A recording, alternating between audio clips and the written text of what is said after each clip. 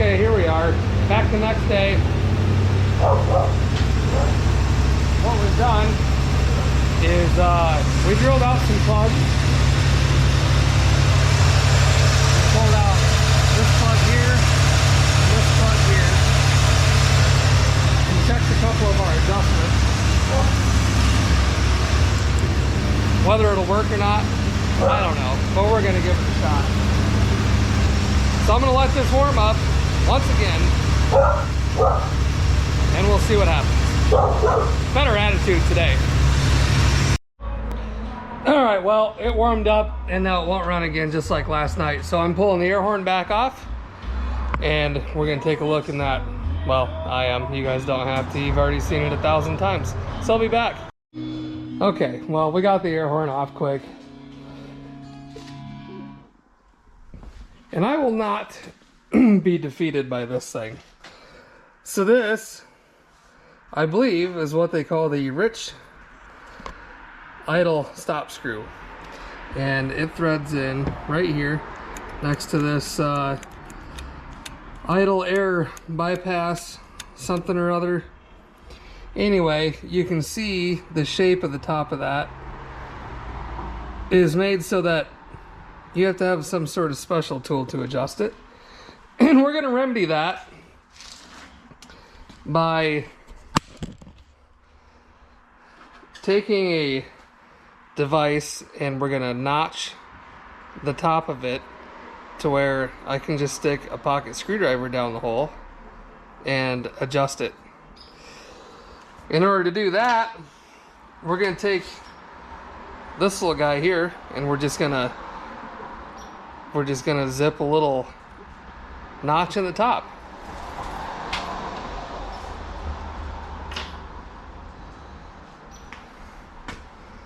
Sound good to you guys? Okay, it does to me.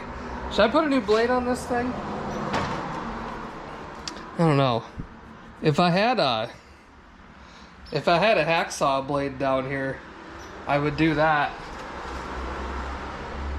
I don't know, this blade's pretty chewed up, or this wheel is. It's pretty much a one-shot deal. Let me put a new wheel on this. I've got some new ones down here, and I'll be back in a jiff. Okay, we got our new cutoff wheel on there, and we're gonna, for the safety of our fingers, we're just gonna lightly set that in there, and then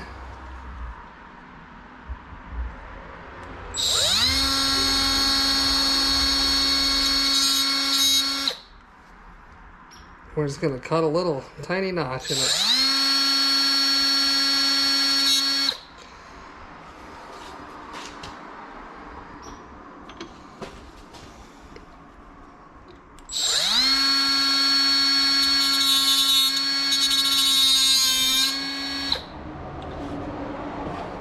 Check it with our pocket screwdriver.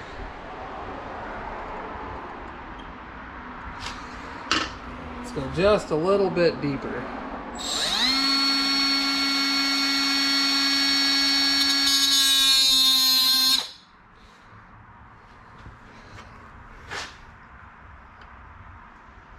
There we go, fully adjustable.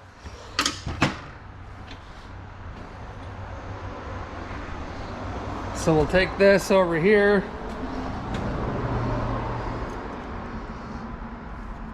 and then he just threads back into his hole there.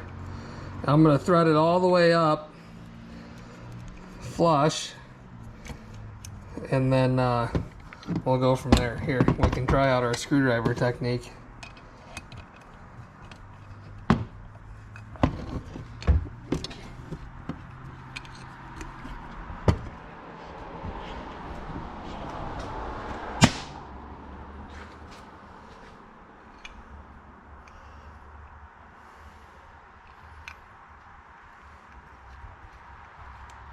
Hopefully you can see that spinning.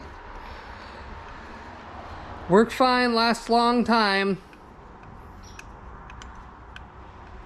No more dilly-dallying around with these stupid special tool deals. Alright, that one's all the way up.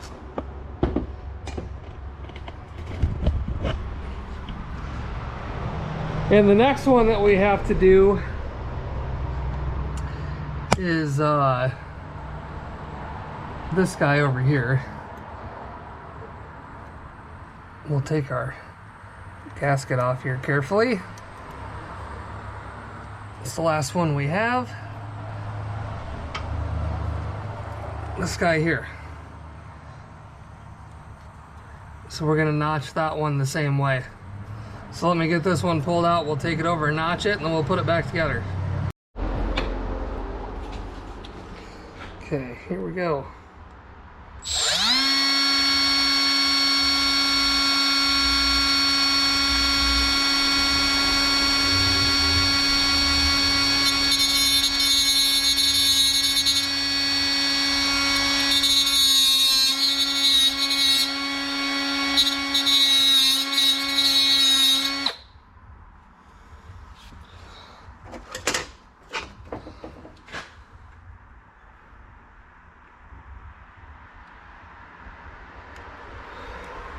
Maybe just a shade deeper.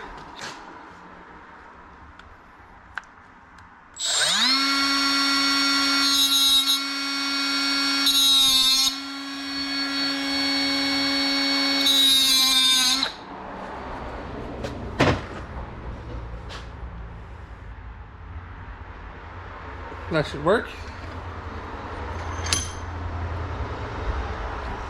Okay.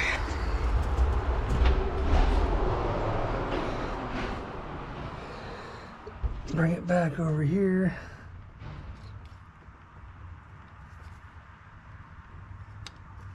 Thread her back in.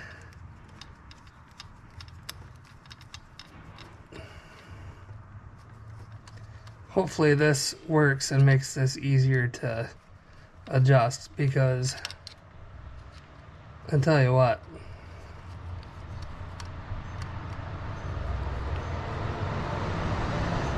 this thing's a pain.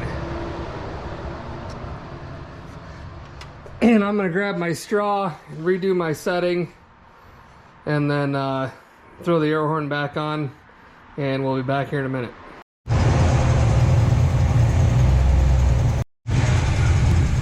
Okay, well, we've got it as best as we can. Some of these adjustments on the carb just aren't doing what they're supposed to be doing. So there's obviously a farther underlying issue. I don't know what it is.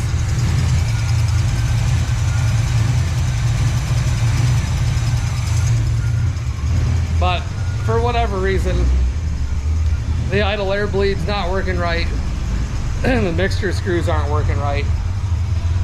And I just can't get a smooth idle out of it. I'm not sure what's going on. So, I don't know. Okay, well, we're back down here. We're gonna pick up where we left off. Still fighting with this wonderful electronic carburetor. I do have a potential Ask the Expert source. I need to give him a call quick. Well, not quick. Sometime this week, hopefully. However, what we did, I did want to verify this O2 sensor. This is the one I just pulled out. You can clearly see that it's rich. And I guess the question that I had with this, O2 sensors, they're kind of hit and miss. Like, they have a lifespan. I don't really know if the sitting time frame counts with the lifespan or not, but that is one of the components, one of the main components that this computer uses to set the carb parameters, I guess, if you will. I'm not really sure how else to say that. It takes information from the carb, the coolant temp sensor, the O2 sensor, and all that stuff, and it sets its parameters for how it's going to run, essentially. So I guess my question is, the O2 sensors are cheap enough. Yeah, it's not the correct way to diagnose something just to throw a part in it, but that's what we're going to try. So I just finished putting that in. It's all reconnected. It's fairly self-explanatory. It's hidden way down here, so it's kind of a pain, and it would have been hard to record anyway. So let's get the choke set on this thing. And I want to double check the setting on that. That should open 1/8 of an inch, which it looks pretty close to that. And I keep reading something about plugging the charcoal canister port, which I'm guessing is this one. I don't really know for sure. There's only 2 ports that come off of that. This fat guy and this one here, and they both go to this whatever the hell it is thing here. But apparently one of them you're supposed to have plugged, I guess, when you're doing the dwell. Anyway, let's just start it up and see what it does, and we'll go from there.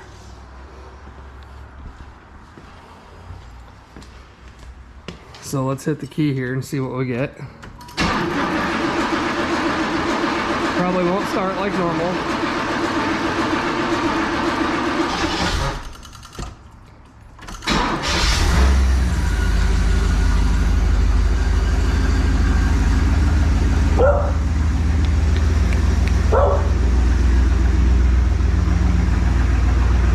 Open this other door.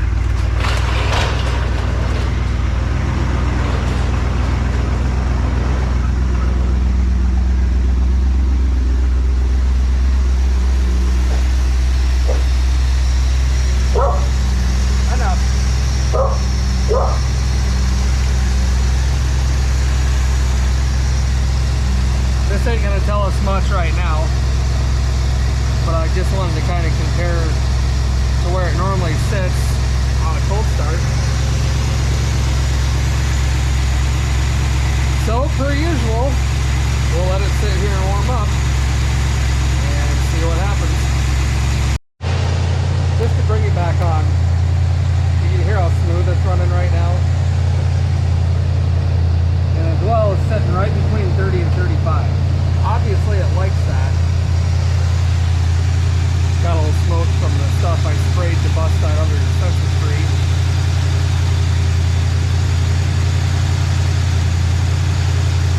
So I don't know.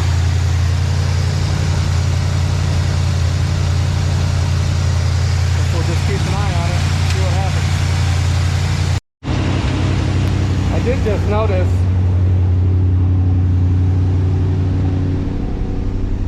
got the check engine light back on now.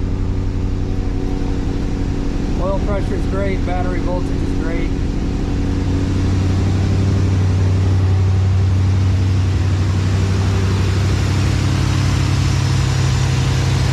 I'll have to hook a pin up to that and see what the code's for.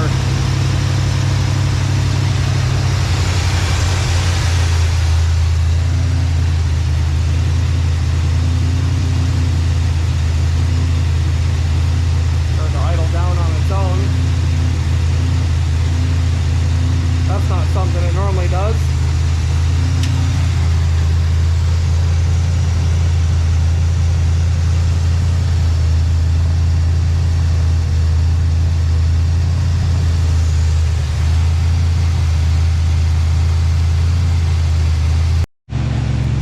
All right, well,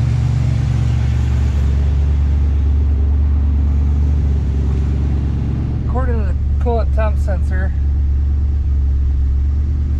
we're warmed up to about 220.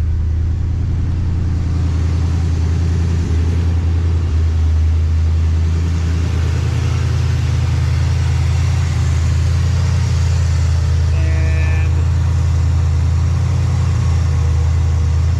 we're between 30 and 35 dwell.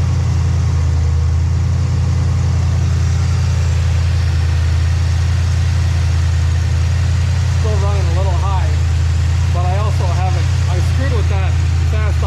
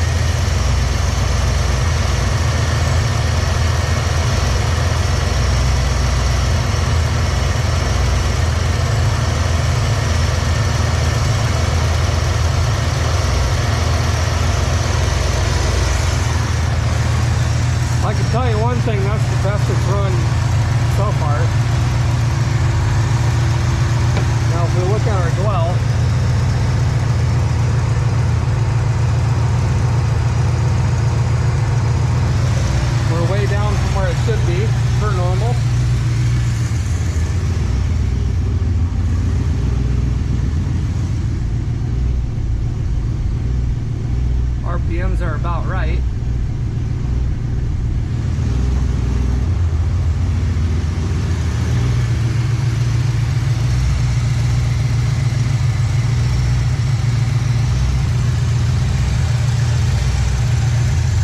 Let's see if we can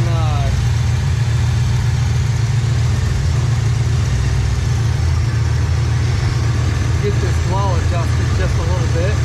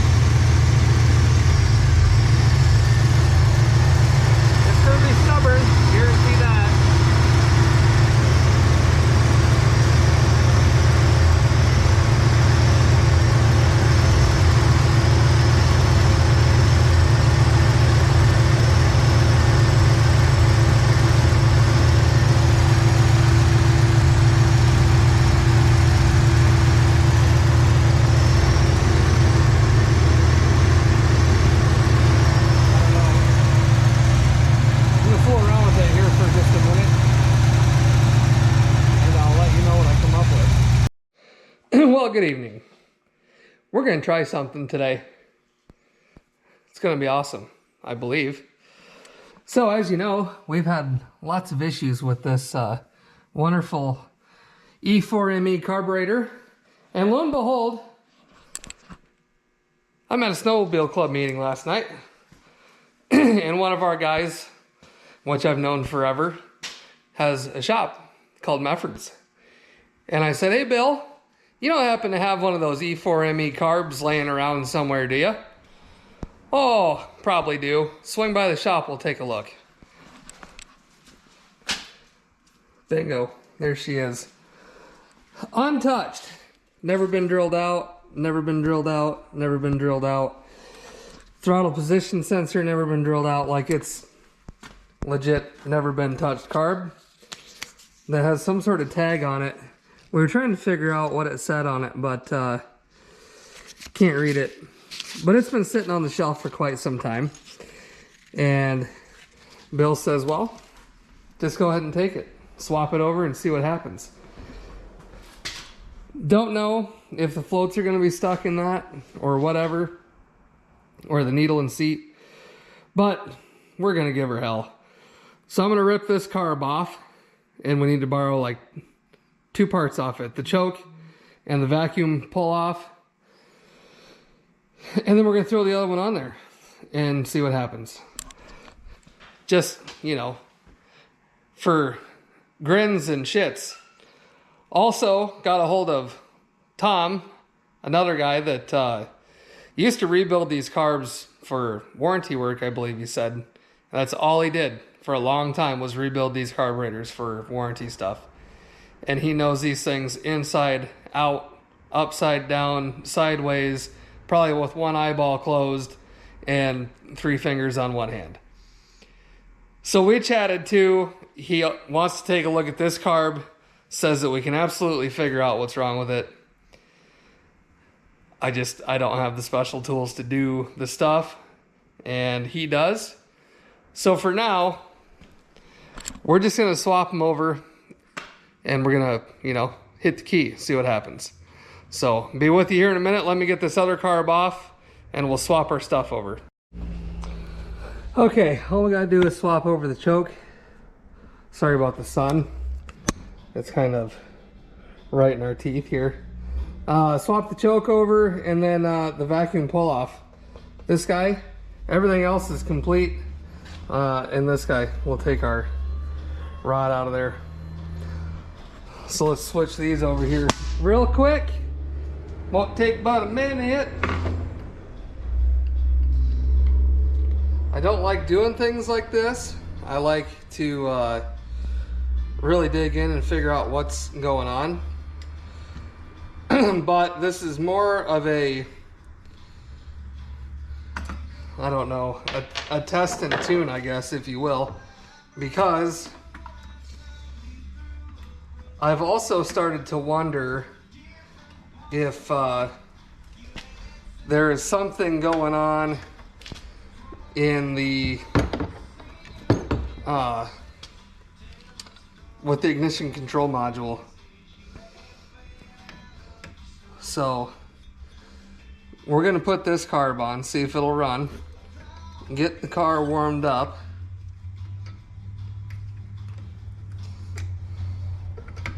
Oops, forgot to put my rod in there first. And then if it warms up the way that it's supposed to, then we're gonna find out a little more and see if that ignition control module is also giving us issues. All right, here she is, complete. Chokes on, vacuum pull off brake thing. It's ready to go. I'm gonna reuse this base gasket. Calm down before everybody starts yelling. Well, let's inspect it, I guess. I do have another one. This one's, yeah, we might want to. Okay, fine, I'll use a new one. And we gotta get our bottom hose on here. And then we'll get the next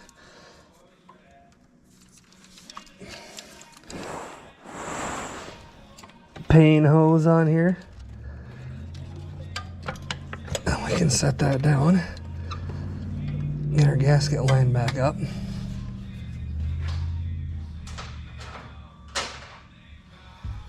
And we'll just use some bolts here to keep everything lined up where it should be.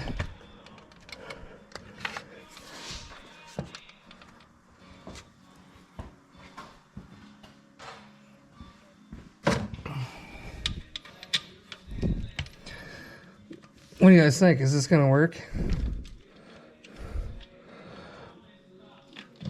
The 7 of you out there that still watch the videos on the Trans Am? I don't know. We'll find out.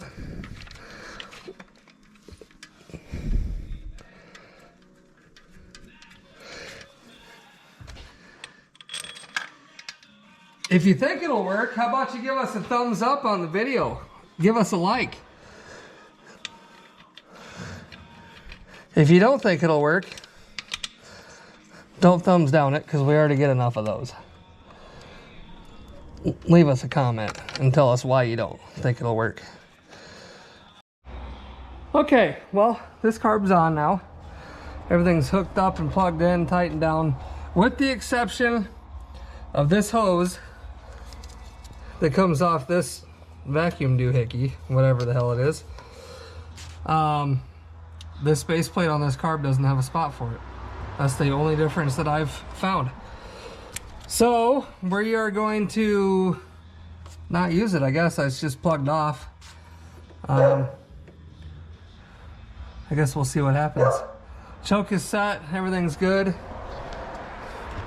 I'm gonna give it a little prime here. Dump fuel everywhere.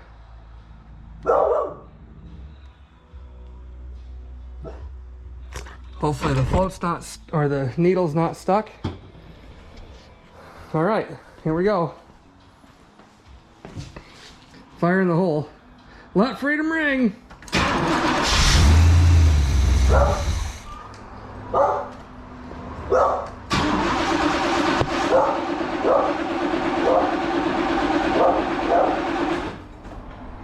Give her a little more prime. Fired with it. So that's good.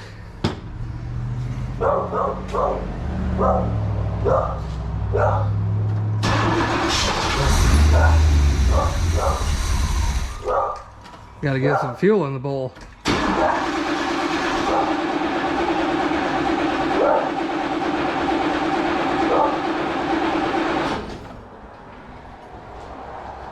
Let's give her a little more prime, I guess.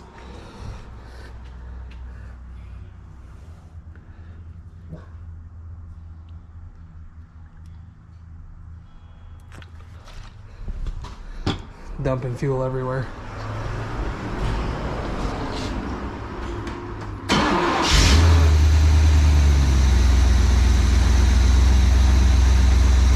There she goes. Let's see if we've got a check engine light on still. This went off. Nope. I still have the pins hooked up.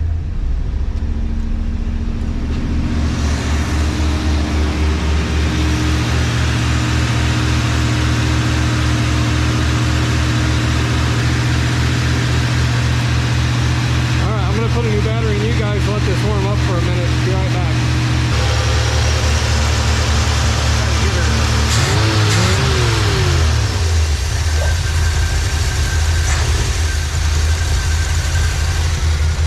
Well, it didn't like that at all.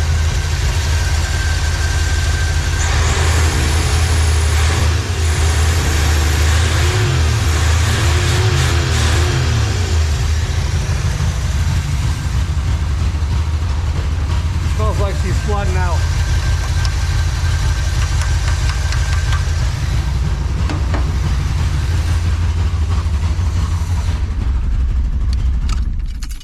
I think the float stuck, or the needle just stuck. Son of a bitch. I think I stuck it when I revved it. Well, dang it all to hell.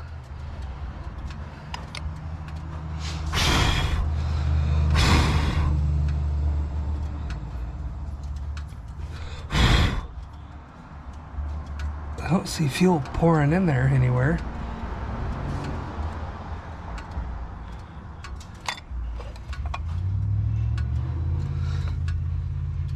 It doesn't appear so anyway.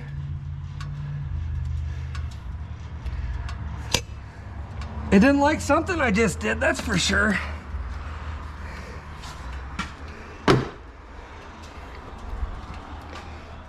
But like I said, who knows if this carb's actually good. Let's see what it does trying to start it.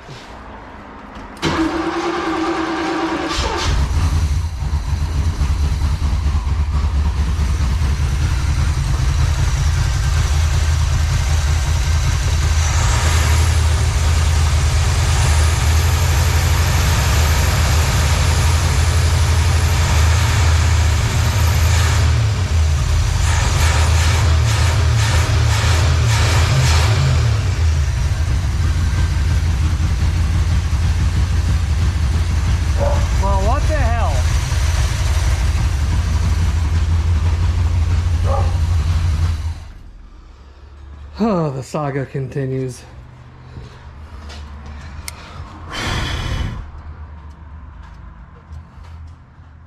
I've got half the intention to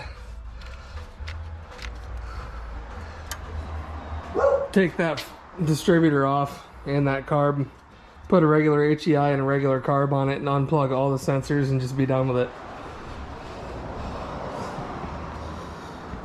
Ah, what a pain. Well, let me take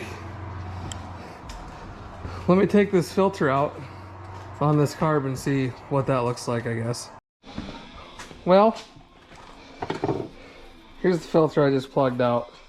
Outside doesn't look terrible, but this seal's all dry rotted, and I don't know if you can see that. There's some chunks inside there for sure. So I pulled the one out of our other carb.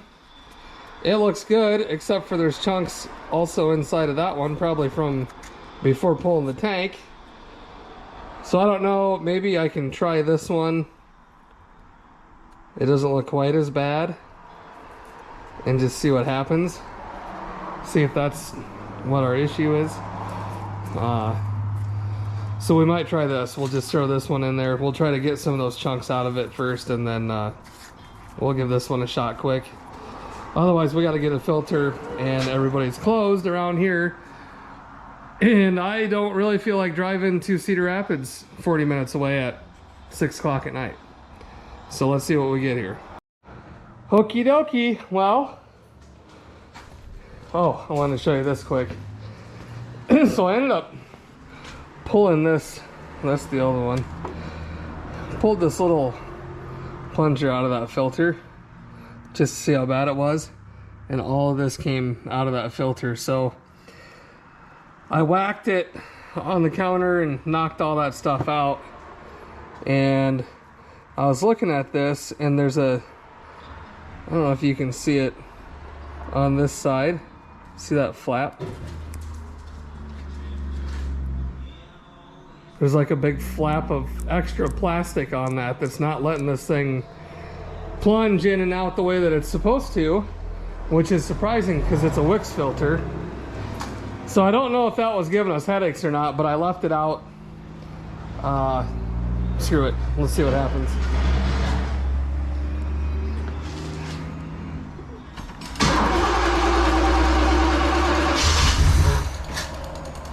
Woo.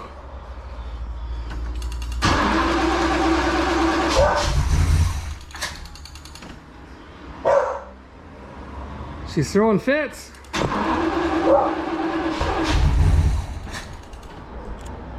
Now what's your problem?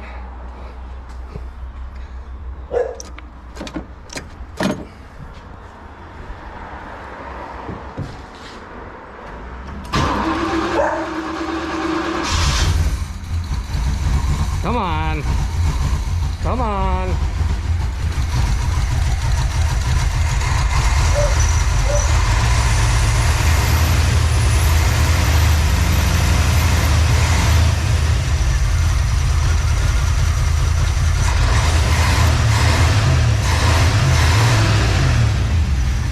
Well, fuel's not our problem.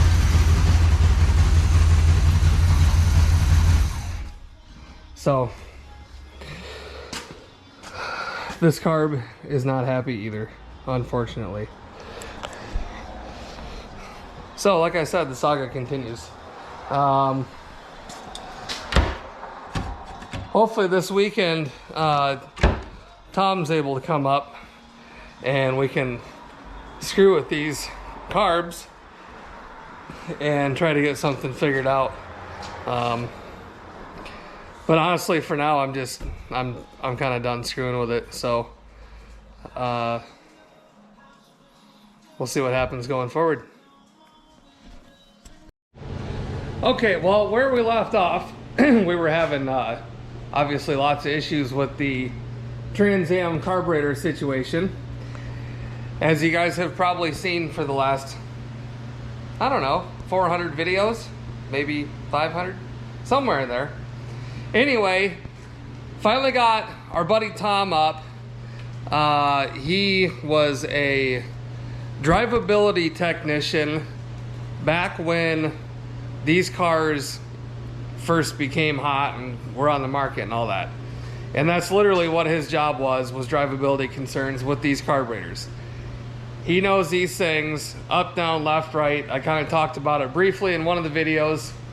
Anyway, over the weekend he went ahead and came up, and what we ended up doing, this was the carburetor that my buddy Bill had, that had all the plugs and everything still in it.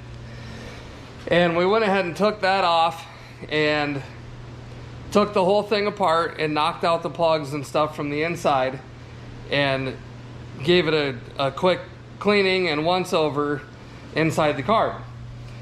What we found was, let me show you here. This is the factory original carb here, which will get put back together eventually.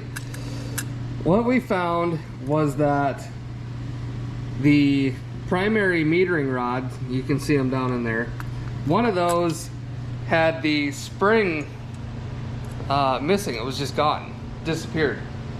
And from what we could tell, that carburetor had never been taken apart, never been touched. So we don't know if it was a factory screw up or what exactly the deal was with that. So we put that in, and then we pulled the jets and everything out of it. And obviously we took this carburetor back apart because it was already on the bench.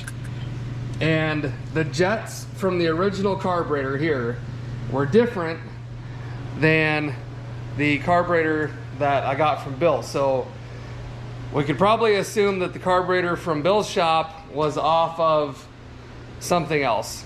Maybe, I don't know, maybe a 4.3 or something, a Buick, an El Camino, something like that, I don't know.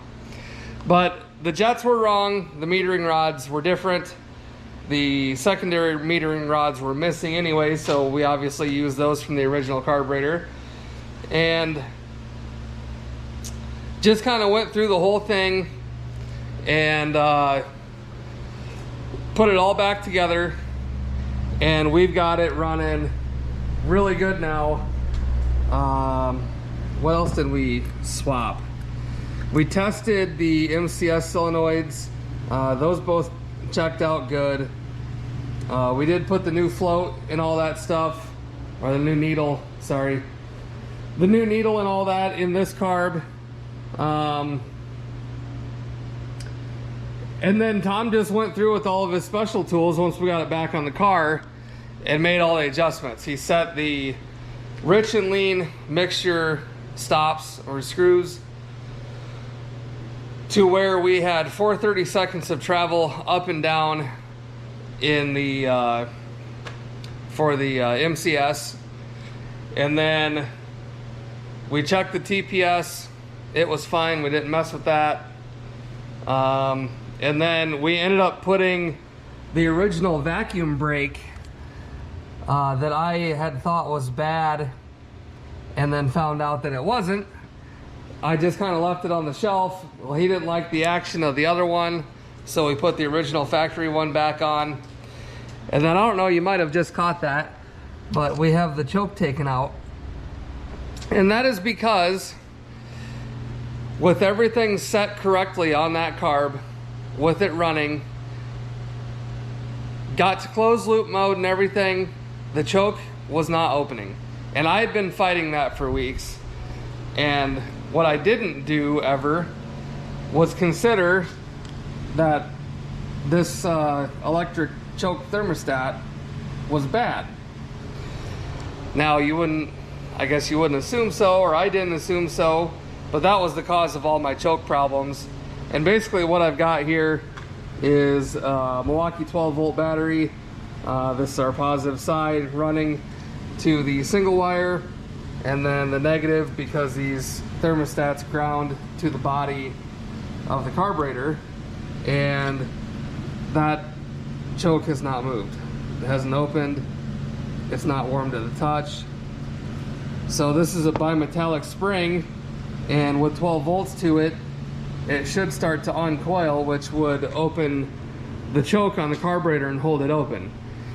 And what we found, and when we were messing around, was that even with this warmed up fully, closed loop mode and the whole 9 yards, the choke was still sitting, you know, about like this, if you can see that.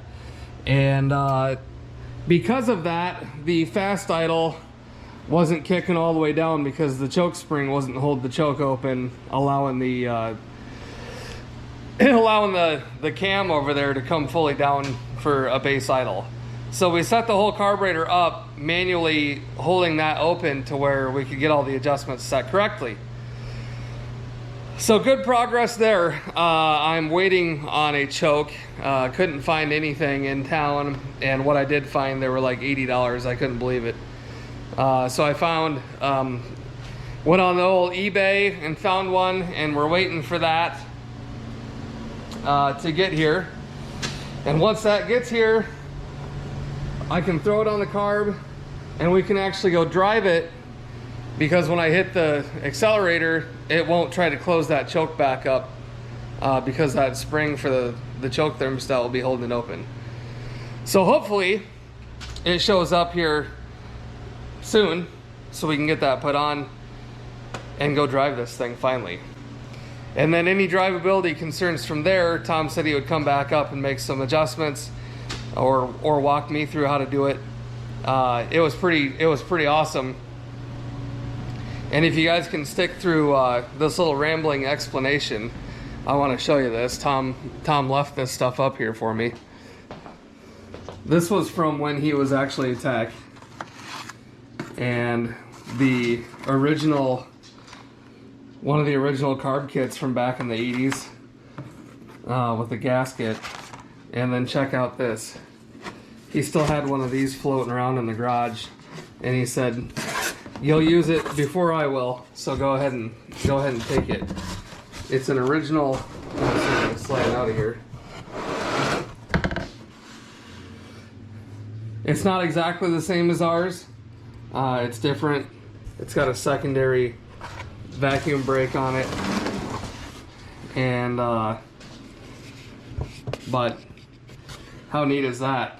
I think this is an official remanufactured one from AC Delco, and it's never been touched. Everything's all there on it. So I thought that was really neat of him to do that. It probably will be an office ornament. You know, I don't want to mess it up or anything like that. And it'll look good with our original Durabond packaging from the cam bearings for the Cadillac engine. And, you know, just kind of the setup that I've got going on in here. So, anyway, so that's that. We're going to be driving that car, hopefully, in this video that you're watching right now. That'd be really neat. Also, I've done some behind the scenes working on the old Caddy here, and had her roared back to life too. Lots of good stuff coming up, so stick with us and let's keep rolling here. Okay, folks, here we are, about 5 days late. It's Friday at 3:50, and this video should be posting in 10 minutes. But you're not watching it at Friday at 4 o'clock like normal because, well, brought to you in part by USPS. Shop doors here. I'm not even kidding you. This thermostat that I've been waiting for, as seen here. So I live around the Cedar Rapids area, Cedar Rapids, Iowa. I ordered this thing from Chicago, and Cedar Rapids is straight west of Chicago, about 3.5 hours. This thing goes from Chicago past Cedar Rapids to Des Moines, Iowa, from Des Moines, Iowa up to Michigan, back down to Chicago, from Chicago back to Des Moines, and then from Des Moines backtracks back to Cedar Rapids to get delivered. Now, anybody with common logistical knowledge, or just even by looking at a map, would tell you that that's completely asinine, and they just wasted hundreds of dollars in fuel driving this little package all the way. I mean, they should have just gone to California and back. It would have taken the same. So anyway, long story short, it took 6 days to get something from 3.5 hours away. I should have just driven to Chicago and picked the damn thing up.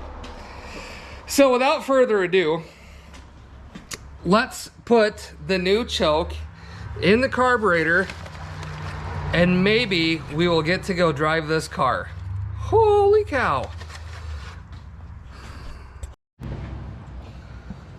All right, so step one, make sure your little hook goes on your little tabby thing, your choke linkage inside the housing.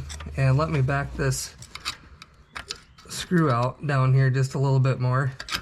It came with screws, but we're just going to use what we've got in there because we know they work.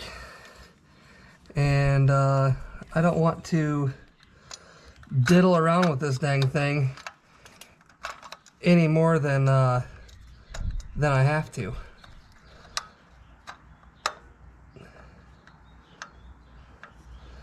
So that looks like it should be Where's my little detent? Oops. This thing's got a detent in it, just like the original one.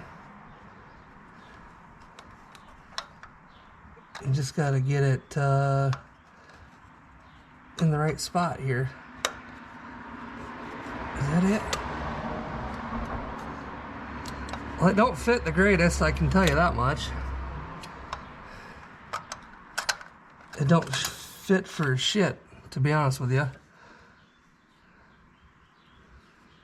It's like that detent, see that little notch right there? That's supposed to lock in right there. But they didn't manufacture it very well. Let's compare it to the other one. Yeah, see how this one's got the plastic cut out of it? And this one don't. Oh, here we go. Modifications already.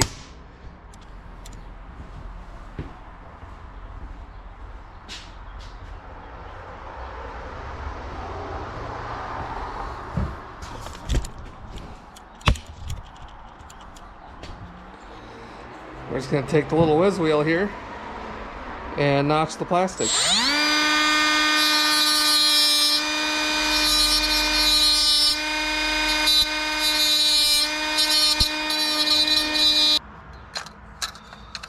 It's always a good thing when you have to modify your brand new parts right out of the box. There we go. Hey, look at that.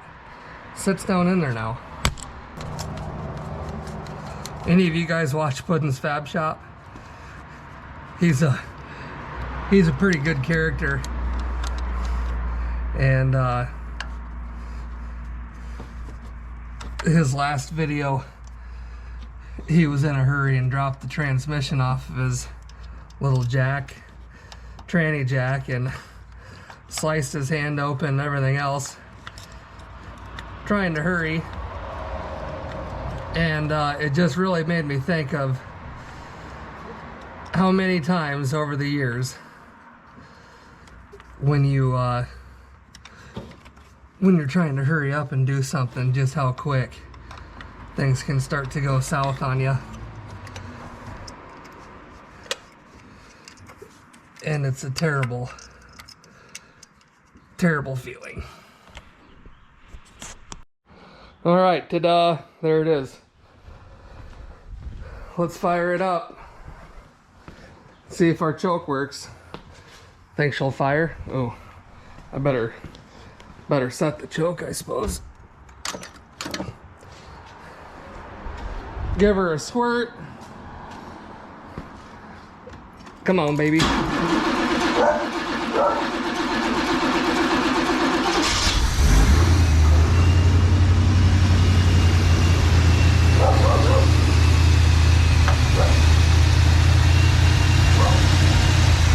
And away she goes.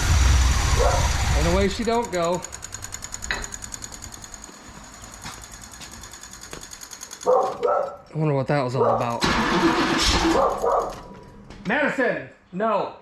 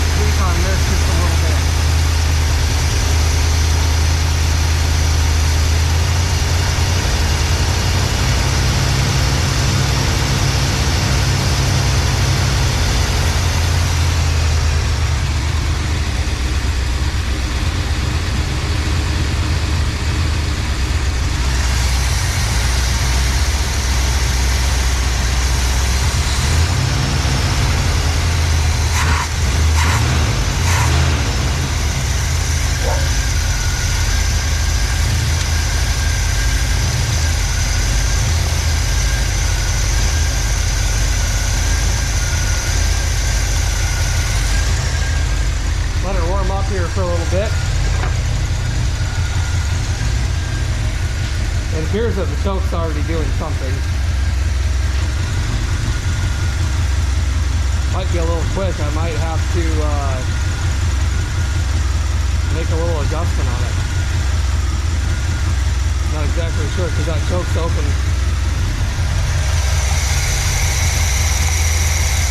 It's opening up pretty quick. So I'm gonna let it run for a bit and move some of the crap around that's behind the car. And we're also gonna check our dwell out too. All right, holding steady at whatever this says, 500. That might be just a little bit low. I might raise that up just a tickle. Everything's back together on the top end. Our dwell is sitting right at 34, 35. Look at that. When's the last time you guys heard this thing run like that? Yep, never. Just like I thought. I'm gonna bring the idle up just a tiny bit, I think. And I believe I probably can't get to it with the air cleaner on, but it's under here. So let me, no, I can't do that because it's got to be on the second step of the cam. But there's another idle adjustment over here. Anyway, what we're gonna do, I've got lovely Chantel down here, and we're gonna attempt to drive this. So stay tuned. All right, here we go. She's still idling really low, especially when you put it in gear.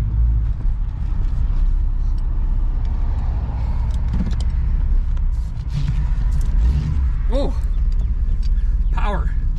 She's got all the power. Got the windows down. It's a beautiful day. Just gotta wait for all the town folks to remove themselves from the area here. All right, here we go.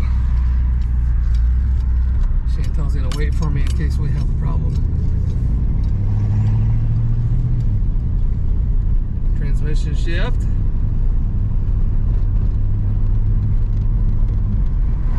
There's third gear. The tires are really, really, really bad. First drive in 17 years. Speedometer works, we're doing 25. Easy does it now. Brakes surprisingly don't feel horrible. The tires, I'm just shaking. You know, the whole car's shaking from the flat spots in the tires. Really unsafe, but we're going slow, so. Throttle's nice and snappy. I might see if I can adjust the idle up just a little bit. We're just gonna take it up to the house for the first drive. Just kind of give it a quick shakedown. Make sure everything is, you know, happy. Throttle's really snappy. All 150 horsepower. Transmission's shifting nice.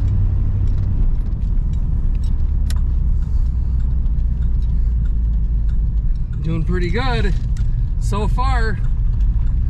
It's kind of crazy to be driving something like this. It's been sitting for that long.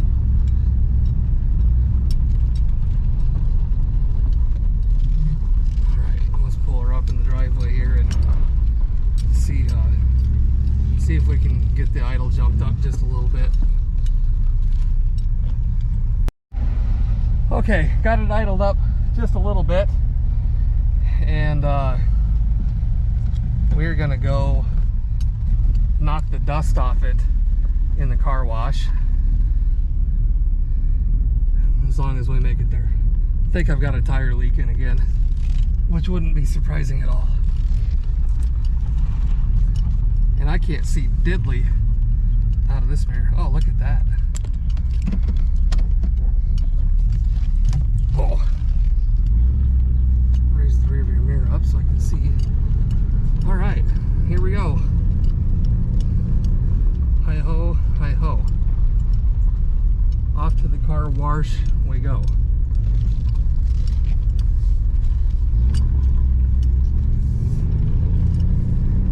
I may have to have,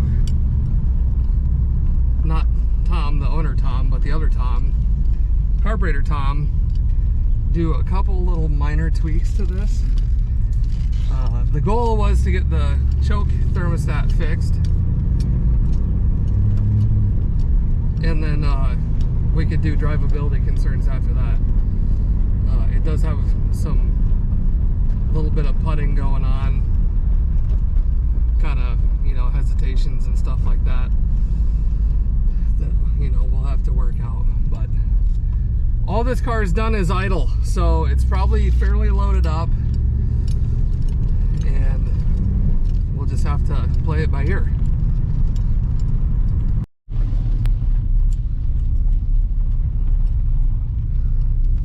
Alright, well, she's washed.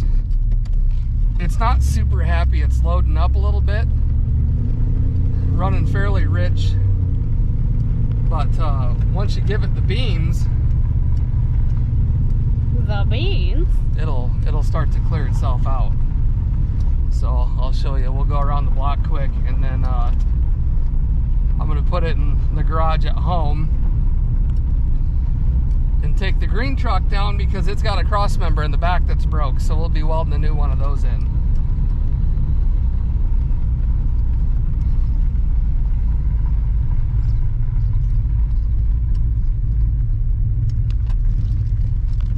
Alright, let's see what she does here.